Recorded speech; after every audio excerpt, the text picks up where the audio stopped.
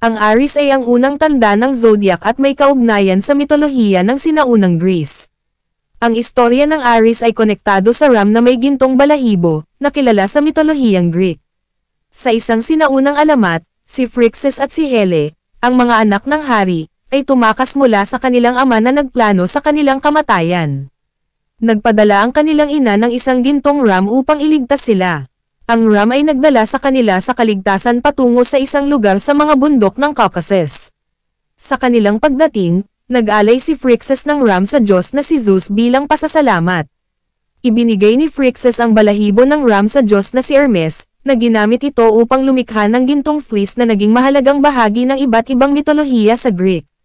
Ang ram na ito, na may mga gintong balahibo, ay naging simbolo ng lakas, tapang, at pamumuno. Ang Aries zodiac sign ay kumakatawan sa ram na ito at sa mga katangiang ito, ang tapang, ang pagnanais na magsimula ng mga bagong bagay, at ang determinasyon na makarating sa tagumpay.